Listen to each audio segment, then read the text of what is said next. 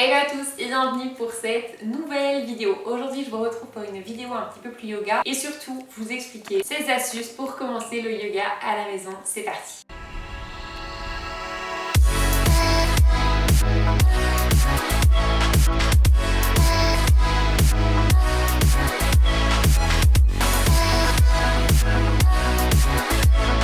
Alors avant de commencer cette vidéo, je vous invite fortement à mettre un pouce en l'air, vous abonner, cliquer sur la petite cloche parce que je vais pas vous mentir, ça me fait extrêmement plaisir. Si vous êtes nouveau dans le monde du yoga, je pense que ça peut être assez intimidant. J'ai eu de la chance de commencer le yoga quand c'était pas encore une grande mode. Ça commençait mais c'était pas encore le pic comme ça l'est maintenant. Je dois dire que actuellement le fait de voir toutes les positions sur Instagram etc, ça peut être assez intimidant. Surtout que les positions sur Instagram, comment vous dire, je suis même pas sûre que je vais y arriver un jour. Mais bon, c'est pas grave. J'ai appris au fur et à mesure de ma pratique que c'était pas du tout le but, même si malheureusement j'ai commencé pour ça. Je suis là pour vous aider à commencer le yoga facilement chez vous. Le yoga, ça paraît être quelque chose qui est relativement cher parce que, donc à moi j'habite à Paris et je dois vous avouer qu'un cours dans un studio de yoga, ça fait 15-20 € facilement. On va dire que oui, si on veut penser évoluer, il faudrait le faire au moins une fois par semaine. Il y a 52 semaines dans l'année. Ça fait un fameux budget en fait pour finalement faire une séance de sport par semaine. Donc je peux comprendre que ça refroidit pas mal de personnes. Fort heureusement, vous n'êtes pas obligé d'aller dans un studio. Il est tout à fait possible de faire du yoga à la maison simplement. En tout cas pour ma part, il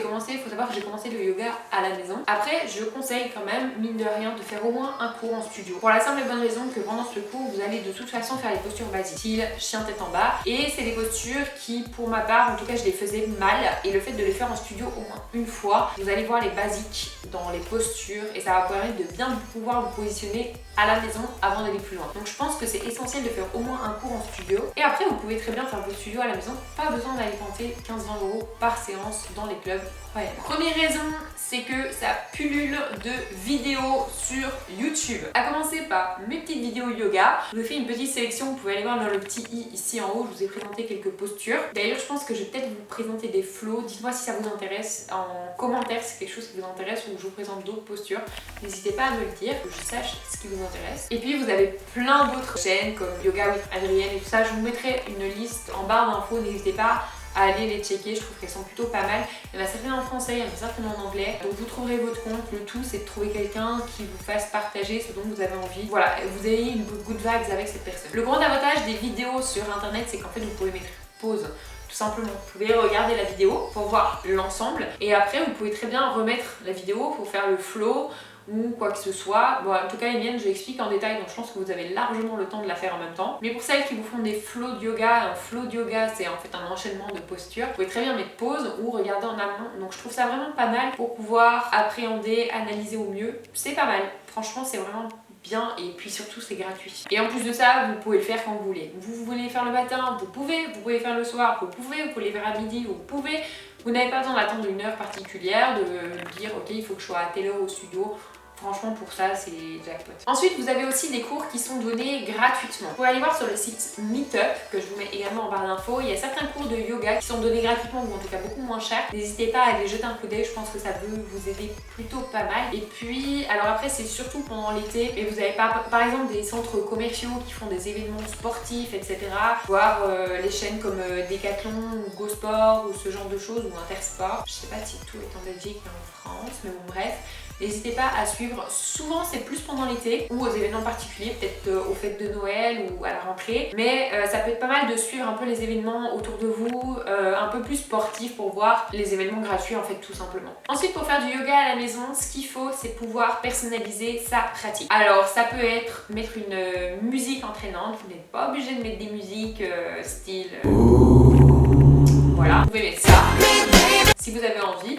Le tout c'est qu'il faut que vous soyez vraiment à l'aise et que vous vous sentiez bien. Pareil pour les vêtements, si vous avez envie de mettre un jogging ou de le faire en sous-vêtements, c'est vous qui voyez. Le tout c'est d'être confortable. Personnellement j'adore le faire en sous-vêtements au plus grand bonheur de tous mes voisins. Mais voilà, c'est quelque chose que je vous conseille de trouver quelque chose dans lequel vous êtes bien. En tout cas, il faut que ça soit confortable et que ça ne bloque pas vos mouvements. Mais après, vous choisissez la tenue. Bref, tout ça pour dire, le yoga, on a une certaine image du yoga. Il faut que ça soit fait en legging, en brassière pour les filles. Il faut que ça soit parfait avec des musiques home et tout ça. Pas du tout. Le but du yoga, c'est de vous sentir bien, de vous défouler, mine de rien, parce que c'est un fameux sport qui, moi, me fait transpirer et avoir des fameuses courbatures le lendemain. Il faut que vous sentiez bien et vous le faites comme vous voulez, personne ne vous juge.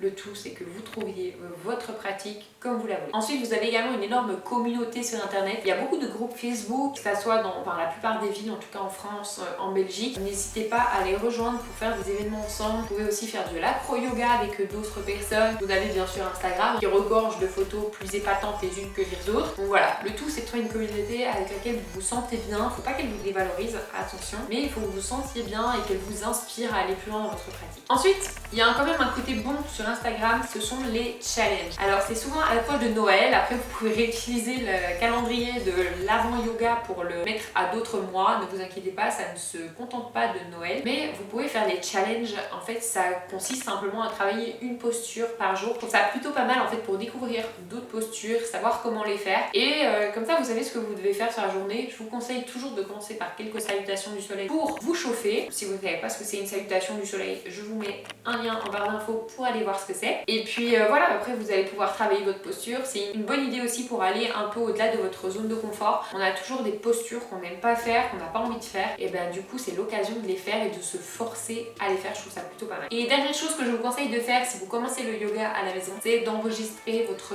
pratique. Donc il faut vous filmer au début. Ça aide énormément parce que quand on est dedans, on se rend pas compte en fait qu'on fait les choses particulièrement de travers, et en se voyant on fait wow, mais là mon dos il est pas du tout droit, c'est une horreur, il faut absolument que je corrige ça. Et du coup ça va vous permettre de vous améliorer de jour en jour, c'est vraiment une bonne option. Vous avez aussi l'option miroir. Si vous voulez pas vous enregistrer, faites attention à votre tenue parce que forcément pour regarder un miroir vous allez voir tout en nez, donc ne vous blessez pas non plus, faut pas déconner. Mais voilà, l'idée c'est vraiment de faire quelque chose, voir, vous regarder et évoluer, vu que vous n'allez pas avoir de professeur pour vous guider. Voilà, c'est la fin de cette vidéo, j'espère qu'elle vous aura plu. Si c'est le cas, n'hésitez pas à mettre un pouce en l'air, vous abonner, cliquer sur la petite cloche. Si vous avez une question, un commentaire ou quoi que ce soit, n'hésitez pas à le mettre en bas, ça me ferait extrêmement plaisir. Et puis moi je vous réponds. Et puis moi je vous dis à la semaine prochaine pour une nouvelle vidéo. Salut!